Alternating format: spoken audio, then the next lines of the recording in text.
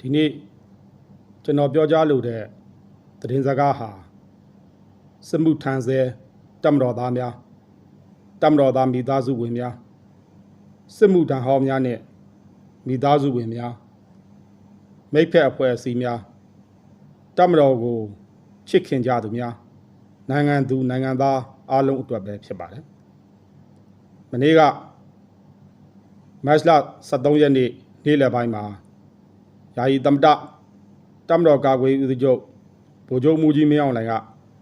တပ်မတော်တရားလုံးကိုအမှားစကားပြောကြားခဲ့ပါတယ်။တပ်မတော်တရားလုံးမှာရှိတဲ့ကြီးရည်လီတပ်အားလုံးရဲ့အကြီးအကဲတွေတိုက်မှုများစစ်ဌာနချုပ်မှုများတပ်မှုကြီးတွေအားလုံးလူကိုယ်တိုင်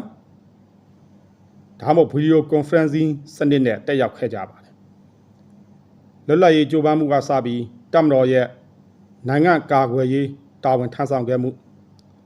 နိုင်ငံအကျိုးတည်ဖို့ခဲ့မှုတပ်မတော်ခေါင်းဆောင်များရဲ့ဆောင်ရွက်ချက်တွေ2011ခုနှစ်ကနေ2015ခုနှစ်ဗိုလ်ချုပ်မှူးကြီးတပ်မတော်ကာကွယ်ရေးဦးစီးချုပ်တာဝန်ထမ်းဆောင်စဉ်မှာတပ်မတော်ရဲ့ရန်နေရာကြီးများဖြစ်တဲ့အဓိကအစိပ်ပိုင်းတွေဖြစ်တဲ့စစ်ဦးစီးစစ်ရေးစစ်တောက်ဆိုင်ရာဆောင်ရွက်ခဲ့မှုတွေတပ်တီဆောက်ရေးလုပ်ငန်းကြီးတွေဖြစ်တဲ့လေ့ကျင့်ရေးအုပ်ချုပ်ရေးတပ်သားချောင်ကြီးရေးနဲ့စိတ်ဓာတ်ပိုင်းဆိုင်ရာဆောင်ရွက်ခဲ့ရမှုတွေကိုပြောကြားခဲ့ပါတယ်။နှစ်နာရီကျော်ကြာအမှားစကားမှာအတိတ်ကာလတပ်မတော်ရဲ့ကြိုးပမ်းရမှုတွေပြစ္ဆုတ်ပံကာလမှာတီဆောက်နေရတာတွေအနာဂတ်ကာလဆက်လက်လှုပ်ဆောင်သွားရမှာတွေကိုပြည့်ပြည့်စုံစုံပြောကြားခဲ့ပါတယ်။ကျွန်တော်တို့လည်းတပ်မတော်မှာတာဝန်ထမ်းဆောင်ခဲ့ကြုံတွေ့ခဲ့ရတာတွေညောင်များစွာရှိပါပြီ။ဒီထဲကမှကျွန်တော်အကြိုက်ဆုံးတပ်မတော်ရဲ့ဆောင်ပုဒ်မှတ်သားပွဲရာစကားကတော့ရဲဘော်စိတ် esprit de corps ပါပဲ။ရဲဘော်စိတ်ဟူသည်ရဲဘော်အချင်းချင်းပေါ်ထားရှိသော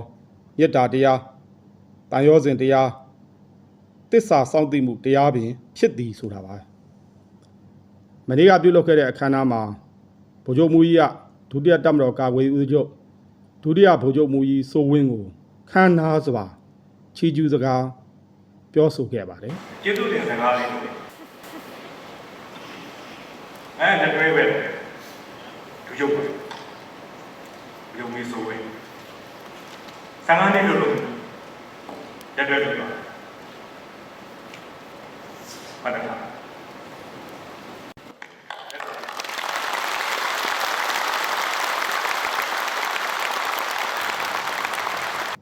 ခန္ဓာကြီးကျယ်တဲ့ရဲဘော်စိတ်ပါပဲရဲဘော်စိတ်ဟူသည်ရဲဘော်အချင်းချင်းပေါ်ထားရှိသောမေတ္တာတရားတန်ရောစဉ်တရားတစ္ဆာစောင့်တည်မှုတရားပင်ဖြစ်သည်ဆိုတဲ့ရဲဘော်စိတ်ကိုပြသခဲ့တာပဲဖြစ်ပါတယ်ကျွန်တော်တို့တပ်မတော်ဟာရဲဘော်စိတ်နဲ့တပ်မတော်ကိုထူထောင်ခဲ့ကြပါတယ်ရဲဘော်စိတ်နဲ့လွတ်လပ်ရေးကိုရယူခဲ့ရပါတယ်အဲ့ဒီစိတ်နဲ့ပဲပြည်တွင်းတောင်းကျမ်းမှုခေတ်ဆိုးကြီးကိုပြည်သူနဲ့အတူဖြတ်ကျော်ခဲ့ရပါတယ်ဒီစိတ်နဲ့ပဲနိုင်ငံတော်ကိုတည်ဆောက်နေပါတယ်ဆက်လက်ပြီးဒီရဲဘော်စိတ်နဲ့ပဲနိုင်ငံအကျိုးပြည်သူလူထုအကျိုးကိုတည်ဖို့ဆောင်ရွက်သွားကြပါလို့ပြောကြားလိုပါတယ်အားလုံးကိုကျေးဇူးတင်ပါတယ်